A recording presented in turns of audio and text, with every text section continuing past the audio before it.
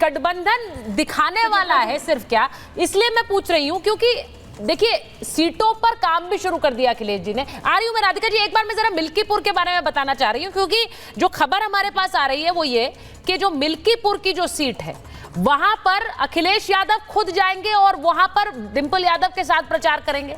जरा चलाइए स्क्रीन पर चेतन।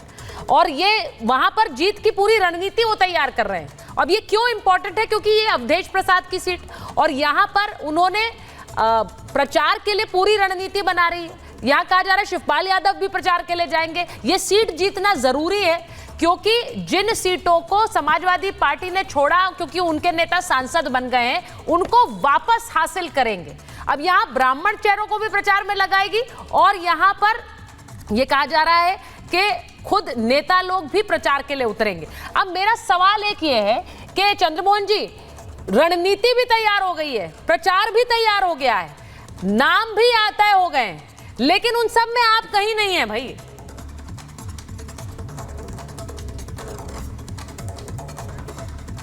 चंद्रमोहन जी क्यों निकाल लेते हैं कान से लीड? ऐसे सुनाई कैसे पड़ेगा आपको मेरा सवाल?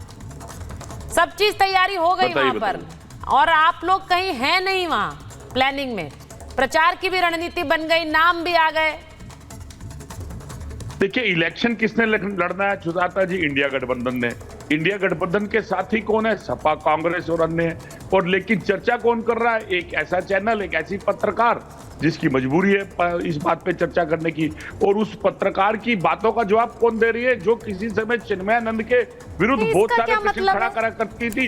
ये आप लोगों का ये बड़ा चंद्रमोहन जी, आपको ये बड़ा कन्वीनियंट लगता है कि चैनल पर एंकर पर सवाल उठाते रहो। अरे भाई, आपके सामने सवालों का अंबार लगा है, पहले उनके तो जवाब दे दीजिए। हालत खस्ता आपकी पार्टी की है, नेता आपके सवालों के घेरे में है। वहां पर मिलकर ऐसी खिचड़ी पकाई कि खिचड़ी बनी नहीं पाई। वहां पर हलवा दूसरी पार्टी बनाकर खा रही है, लेकिन आप लोग सवालों के जवाब नहीं देंगे। आपको सवाल एंकर पे उठाना है और चैनल पर उठाना है। क्यों भाई? हमें एंकर पे सवाल क्यों भाई? मैं एंकर पे सवाल उठा ही नहीं रहा। अगर हिम्मत है तो अखिलेश जी से सवाल करिए कि आपको सीटें क्यों नहीं दे रहे, ठेंगा क्यों दिखा रहे हैं? और हिम्मत है तो ओमर अब्दुल्ला को बोलिए कि आप हमें ठेंगा क्यों दिखा रहे हैं? भाई, हम तो गठबंधन में थे, ये नहीं कर पाएंगे आप। आपके प्रश्न का जवाब अभी सपा प्रवक्ता ने दिया और आपने वो मेरे सवाल का जवाब दे रहे हैं, आप नहीं दे रहे हैं, इसीलिए आपसे पूछ रही हूँ। आपकी मजबूरी है क्योंकि नहीं, मेरी कोई मजबूरी नहीं है। और ये मजबूरी वाला टैग लेकर यहाँ मत आया करिए। सवालों के जवाब दीजिए। ये बिलो द बेल्ट वाली चीजें मुझे बिल्कुल पसंद नहीं है। सवालों के जवाब दीजिए, मुझे वही अच्छा लगता है। नहीं दे सकते तो वो भी बोलिए कि नहीं है जवाब, क्योंकि ये सब बातें जो करते हैं आप आकर, ये बहुत खराब लगती हैं और आपके स्टैचर को सूट नहीं करती हैं। मैं कह रहा हूं, स्टैचर को सूट नहीं करती है। अपनी गरिमा खुद बनाइए आप, हम नहीं तय कर सकते आपके लिए। राधिका जी आपके पास आ रही है। सवालों के जवाब दे दिए इन्होंने, बहुत है इनके पास जवाब।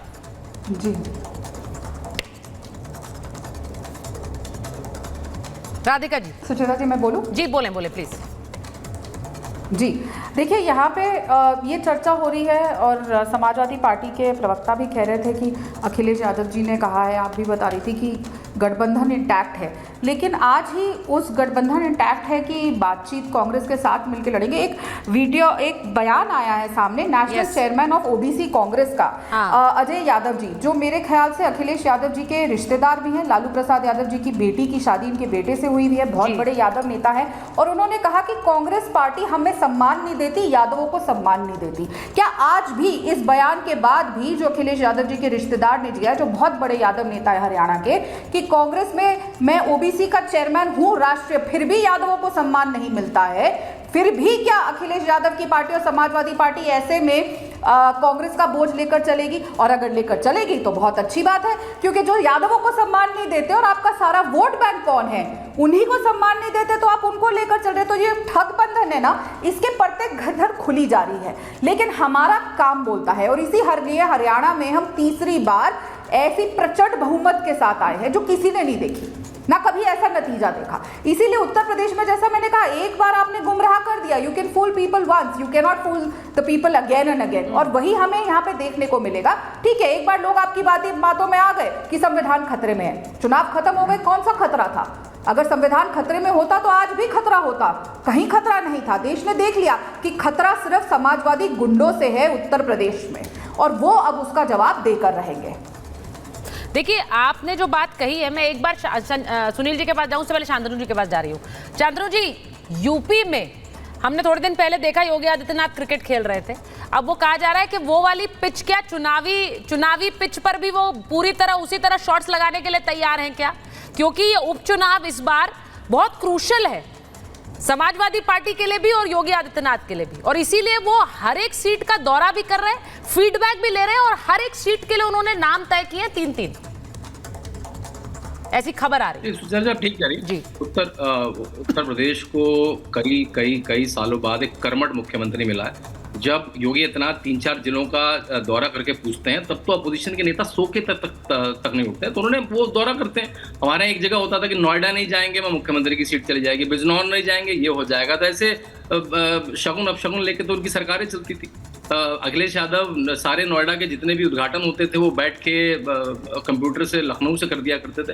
तो घूमने वाले, प्रदेश में रहने वाले, जिले में जाने वाले, सीट पे जाने वाले मुख्यमंत्री हैं। अब उन्होंने पॉलिटिकल कमान भी ले ली, क्योंकि अब स्टेट पे उनका अच्छा कंट्रोल है, पॉलिटिकल कमान ले ली है, और मेरे ख्याल से काफी भाजपा के पक्ष में ये चौंकाने वाले नतीजे आएंगे। 10 सीटों में से ज्यादा मेरा अनुमान है 4 सीट केवल भाजपा के पास थी और 6 सीटें समाजवादी पार्टी उनके सहयोगी के साथ थी। अब देखने वाली बात होगी कि इसका किस तरह से नतीजा आता है। अखिलेश यादव जो रण छोड़ के दिल्ली चले गए, ये सोचने वाली बात है कि वो दिल्ली में क्या कर रहे हैं। और अभी उनका जन्मदिन था 1 जुलाई को, मैं पोस्टर आए बहुत सारे कई जिलों से मेरे पास, उसमें लिखा था भावी प्रधानमंत्री अखिलेश यादव को बधाई। मतलब वो तो राहुल गांधी को चैलेंज दे रहे हैं कि भावी प्रधानमंत्री भाई इंडी गठबंधन के तुम नहीं हो, मैं हूं। तो जिस भी मैं उसमें जाता हूं डिबेट में, सब दे रहे हैं शांतनु जी। मैंने ओमर अब्दुल्ला की खबर भी इसीलिए दिखाई है, वो वहां सरकार बना रहे हैं, वो कह रहे हैं आप पत्र दे दीजिए वरना हम तो सरकार बना लेंगे, आप रह जाइए। तो ये वाला चैलेंज अगर सुनील जी आपके नेता दे रहे हैं तो कोई बड़ी बात नहीं है, इसको तो आप खुलकर मान लीजिए। आप लोग डिसमिस कर रहे हैं राहुल गांधी को, ये चर्चाएं हर ओर हो रही हैं, हर तरफ हो रही हैं। सुनील जी नहीं, देखिए, अगर आप ये चर्चा करेंगे या कुछ लोगों को बिठा के चर्चा होगी तो अच्छी बात नहीं। समाजवादी पार्टी जिसके साथ गठबंधन करते हैं, हम लोग कांग्रेस के साथ गठबंधन है, कांग्रेस का सम्मान रहेगा। अभी मैं सुन रहा था माननीय अखिलेश यादव जी को कहा रणछोड़ है, हमें बुरा ही नहीं लगा। रणछोड़ तो भगवान श्री कृष्ण को भी कहा गया, लेकिन भगवान श्री कृष्ण ने कौरवों का हश्र क्या किया, वही हश्र आरएसएस और भारतीय जनता पार्टी का होने जा रहा है। और वो करेगा कौन? करेंगे भी माननीय अखिलेश यादव जी। जिनको आप रणछोड़ कह रहे हैं वही करेंगे।